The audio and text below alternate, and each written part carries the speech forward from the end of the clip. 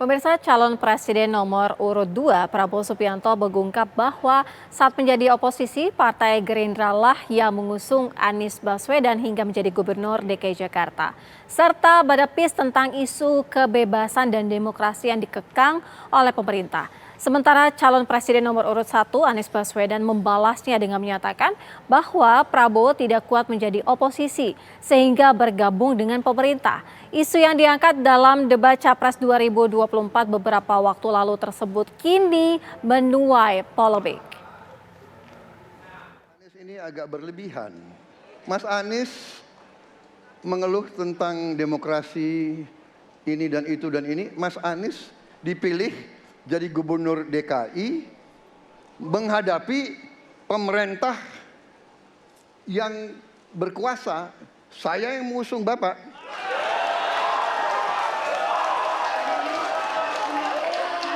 Kalau demokrasi kita tidak berjalan, tidak mungkin Anda jadi gubernur.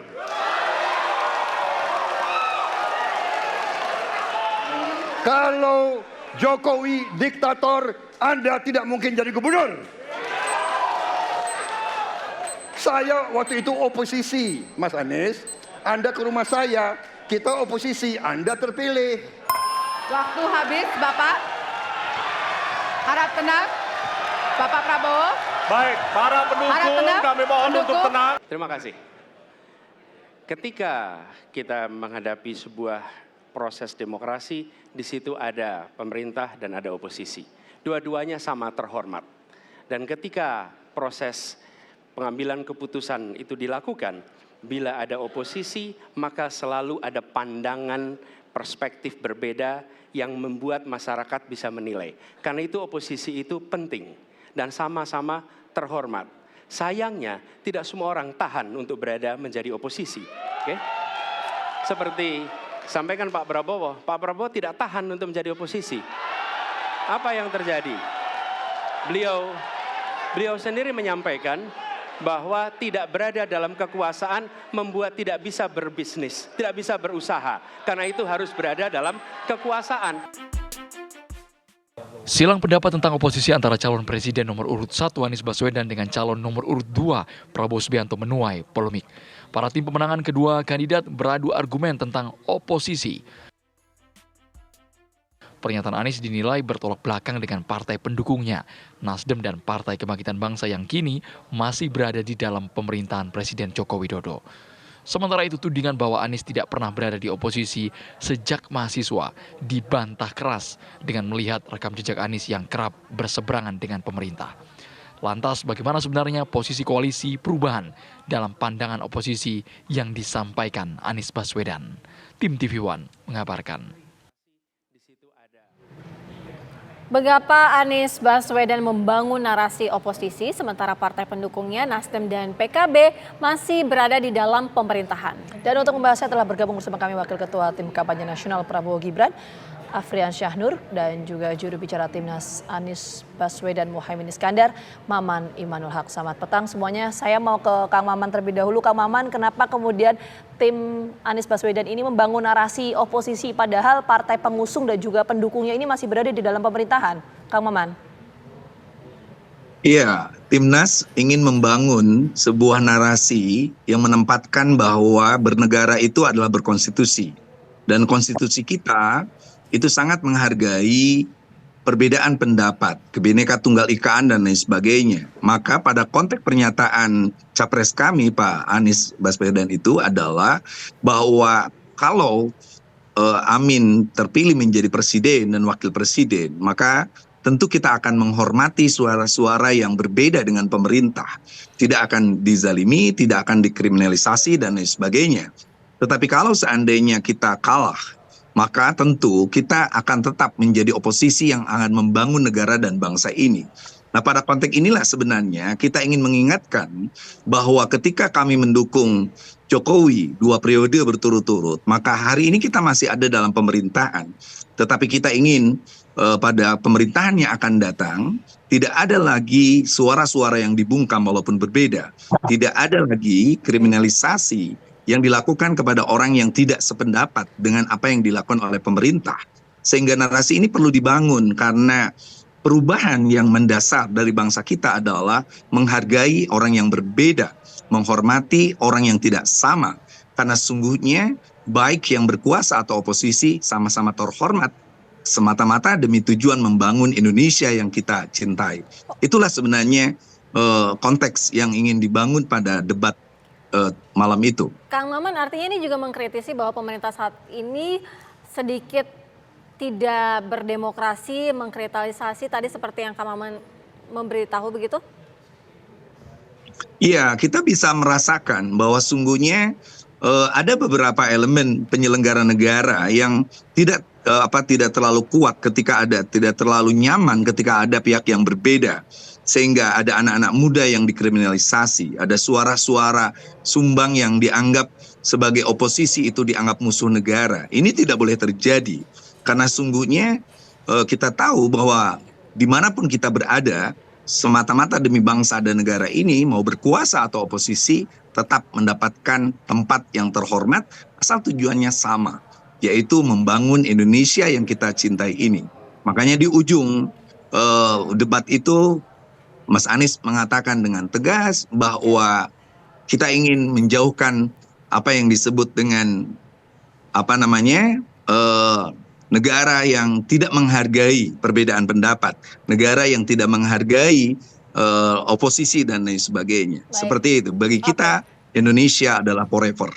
Oke, Kang Maman, ada banyak hal yang ingin kita gali, tapi nanti kita akan tanyakan lagi. Saya mau ke Mas Afriansyah. Mas Afriansyah, kalau melihat kenapa kemudian narasi oposisi ini dibangun, apa tujuannya kalau perspektif Mas Afriansyah? Assalamualaikum, selamat sore Mbak, Kang Maman. Saya juga ikut hadir di debat langsung di KPU ya. Jadi salah satu yang disampaikan oleh Pak Anies itu adalah soal oposisi dalam pemerintahan yang saya tangkap ya. Artinya ketika Pak Prabowo disinggung, Bapak tidak sanggup berada di oposisi. Oposisi itu kan waktu itu di luar daripada pemerintahan.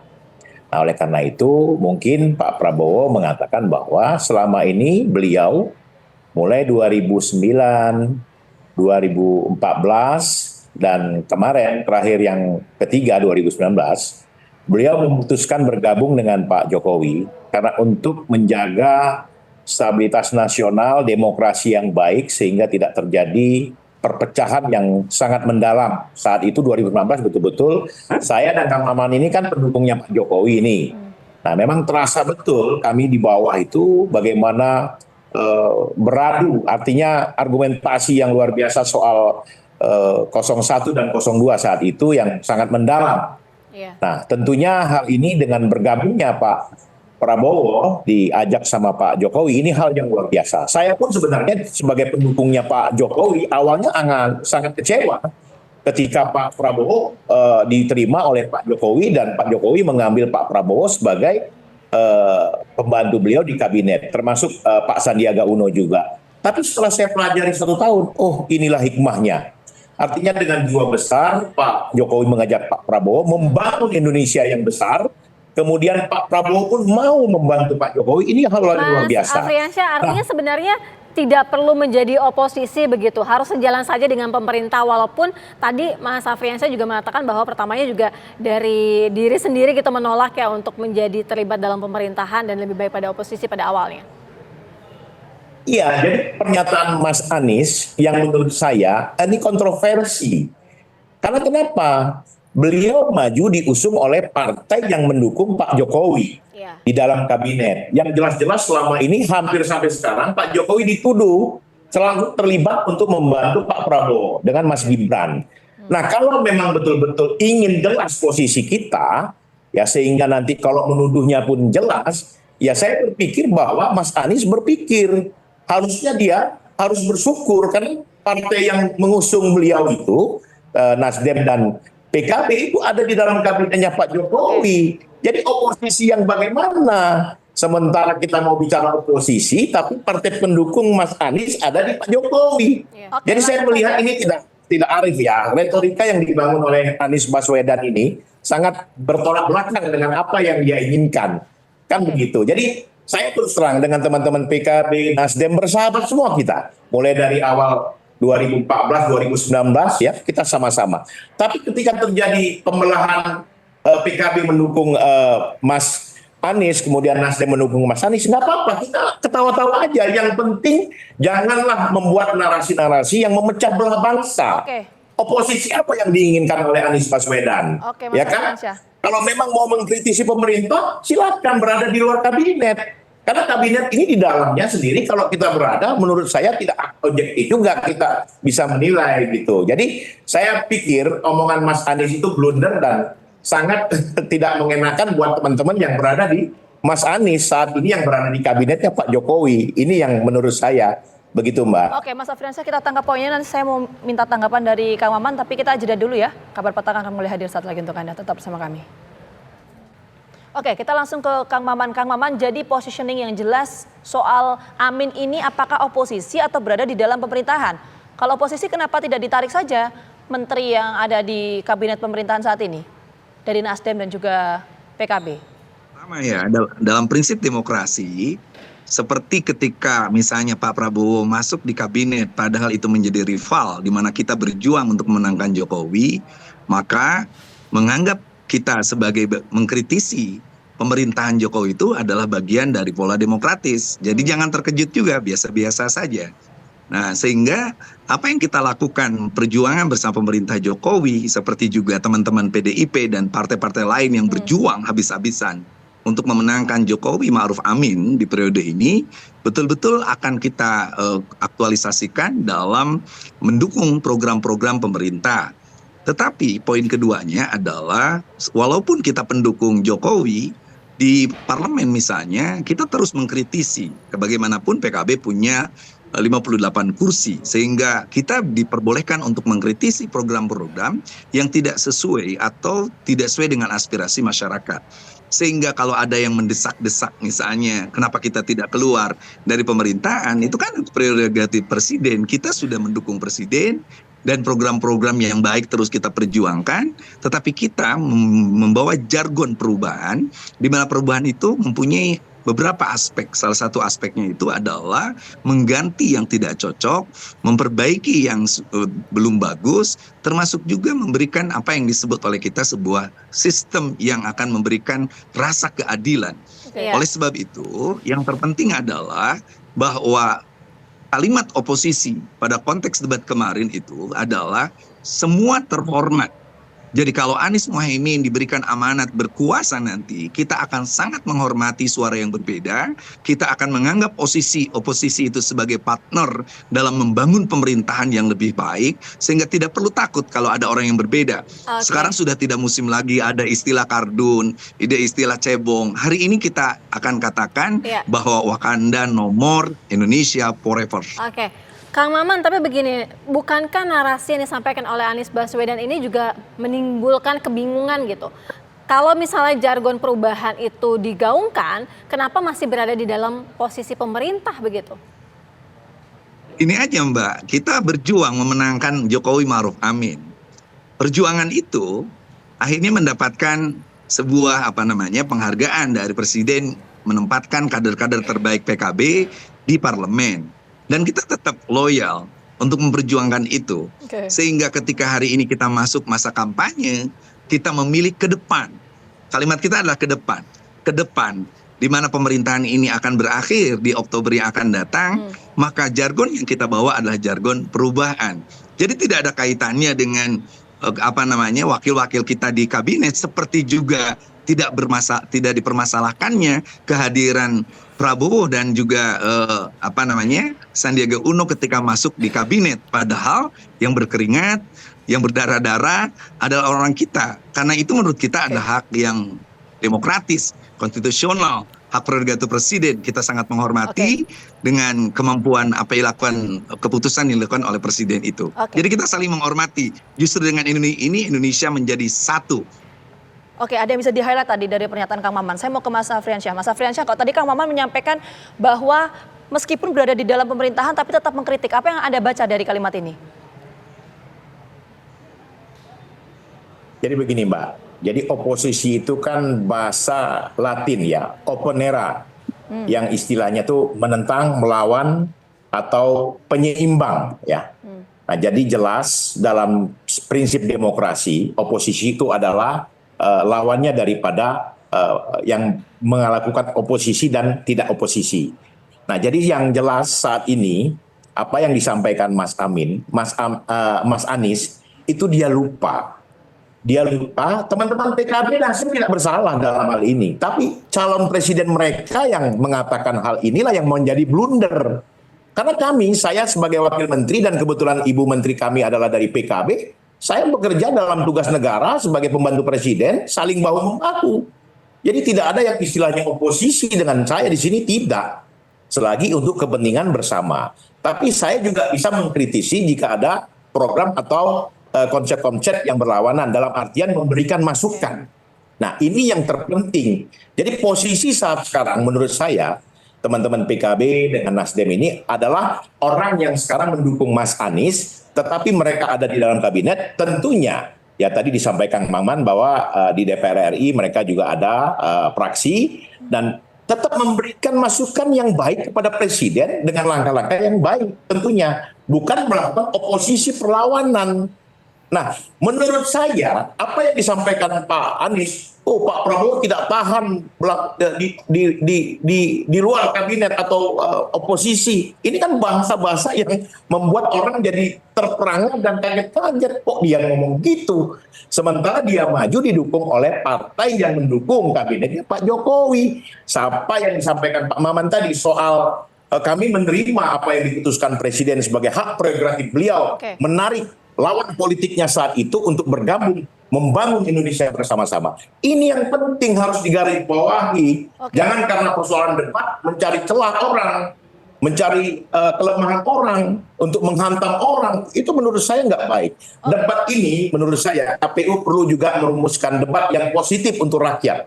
Debat yang membangun, debat yang memberikan kontribusi. Ya, kalau masalah oposisi jelas itu melawan menentang, itu prinsip kita dalam berdemokrasi. Mohon maaf saya potong. Kalau tadi memang Kang Maman menyampaikan bahwa meskipun ada di dalam pemerintahan dan juga di Senayan mengkritik, memberikan masukan, ini tujuannya apa kalau perspektif Mas Afriansyah? Ya saya pikir begini ya, apa yang disampaikan teman-teman PKB ya, Kang Maman sendiri di fraksi ya, ini kita melihat bahwa apa yang sudah diputuskan, termasuk juga soal tidak melanjutkan IKN, padahal partainya adalah partai pengusung Anies ini kan mendukung ya kan, mendukung pemerintah artinya presiden saat ini. Nah ini blunder lagi kalau kita kulas bahas-bahas lagi. Jadi prinsipnya begini Mbak, apa yang dilakukan pemerintah dan di sini ada PKB dan Nasdem, tentunya harus memberikan support kepada pemerintah Bapak Presiden Jokowi. Kemudian memberikan masukan yang baik kalau memang ada langkah-langkah beliau yang tidak sesuai dengan apa yang diamanahkan oleh undang-undang maupun oleh fraksinya yang ada di DPR. Begitu Mbak. Oke, kita langsung saja dengar tanggapan dari Kang Maman. Kang Maman? Iya, jadi oposisi pada konteks debat kemarin itu meng-headline apa yang dikatakan bahwa kita tidak perlu takut kalau kita berbeda dengan pemerintah. Karena pemerintah yang dibangun dengan cara demokratis itu akan mendengarkan suara-suara oposisi. Dalam bahasa Mas Afriansyah tadi, oposisi itu punya kata lain penyeimbang. Nah, kita jangan a priori terhadap orang yang berbeda dengan kita. Tidak boleh melakukan diskriminasi, kriminalisasi, dan lain sebagainya. Nah, yang kedua, kritik-kritik kita yang dibangun itu adalah bentuk bahwa pemerintahan ini sudah dibangun secara terbuka, transparan. Maka misalnya, saya selalu mengkritik soal validasi data yang nggak jelas. Saya selalu bangun bagaimana pola komunikasi antar pembantu-pembantu presiden. Saya selalu bilang bahwa bagaimana sinergitas di antara lembaga, hubungan antar lembaga yang ada. Kebetulan saya anggota Badan Kajian MPR RI. Di mana hubungan antar lembaga di antara kita bahkan antar kementerian kadang-kadang tumpang tindih, dan itulah kata kuncinya. Debat itu untuk mengedukasi masyarakat bahwa kita tidak perlu a priori atau alergi dengan orang yang berbeda. Kita punya 3 calon presiden yang sama-sama berkualitas, maka biarkan berdebat dengan caranya sendiri untuk lalu mengatakan silakan rakyat mana yang memilih. Oke, Kang Maman. Pada debat itu menurut saya asik, Pak Prabowo bisa menjawab lalu menyatakan nanti rakyat yang memilih, seperti itu. Oke, Kang Maman. Dan itulah yang penting bagi kami, Ya. debat itu Mohon menjadi maaf, sangat penting. saya potong sedikit ini untuk bahan Jadi diskusi begini, juga. Mbak. Kalau ini Halo, kan ada Mbak. anggapan juga, persepsi yang muncul bahwa dengan sikap Mbak. dari Mbak. Amin Saya ini potong berada di dalam sedikit ya. pemerintahan, tapi kemudian mengkritik Baik, itu baik. adalah untuk kebutuhan elektoral. Anda sepakat nggak soal itu, Kang Maman? Ada anggapan Jadi seperti gini, itu? bedakan antara kita pada konteks debat itu dalam masa-masa kampanye, di mana kita memang terus menggelar debat, ada program desak Amin yang keliling kampus dan sebagainya, biarkan masyarakat yang bersuara dan menilai. Seperti itu, bukan pada konteks misalnya ada orang seperti Fahri Hamzah mendesak-desak orang yang partai yang ada di pemerintah untuk keluar. Loh, bagaimana mungkin? Kita sudah berjuang untuk memenangkan Pak Jokowi dan Ma'ruf Amin, lalu kita ada di pemerintahan, seperti kedudukan yang juga dinikmati oleh Pak Afriansyah Nur, dan kita akan terus mengawal itu seperti komitmen Presiden dengan kita untuk sampai di ujung pemerintahan, lalu kita akan menyongsong pemerintahan yang baru, pemerintahan yang Baik, Kang Maman. akan memberikan nuansa lebih daripada pemerintahan yang sekarang. Seperti Oke. itu. Baik, kita dengarkan Mas Afriansyah, silakan secara singkat saja, waktu kita terbatas. Jadi, makanya saya menyarankan kepada Kang Maman, kasih nasihat sama Pak Anies, janganlah menuduh-nuduh Pak Prabowo tidak kuat dengan oposisi, akhirnya masuk kabinet. Nggak boleh, narasi itu dibangun untuk kebersamaan. Itu kata-kata Pak Prabowo, Pak. Jadi Pak Prabowo bilang, Bukan, ini kan dijawab sama Mas Anies. Jadi Pak Prabowo tidak kuat dong berada di oposisi. enggak. Makanya masuk Lihat kabinet. dalam Nah, ini beberapa- yang harus kita gali. Oke, Kang Maman sebentar, satu-satu dulu. Mas Afriansyah dulu, Iya, kita beri waktu yang sama. termasuk Pak Prabowo yang menyatakan Kang Maman. itu.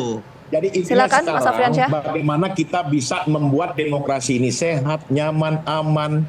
Ya, 3 paslon ini berada di kabinetnya Pak Jokowi. 3 paslon ini ada di semua institusi kelembagaan kementerian teknis. Jadi kalau Pak Jokowi mau melakukan kecurangan tidak akan mungkin. Ya kan? Kalau Pak Jokowi ingin melakukan apa yang dia kehendaki tidak akan mungkin, kecuali seluruh paslon di luar paslon nomor 2 kabinetnya dikeluarkan, baru terasa, baru yakin saya untuk kami dari paslon nomor 2. Nah, begitu Pak Maman. Jadi begitu. Baik, terima kasih Baik, banyak. terima kasih. Mas Afriansyah dan juga Kang Maman, terima kasih sudah bergabung bersama kami di Kabar Petang. Kang Maman, selamat berjuang di DPR. Ya.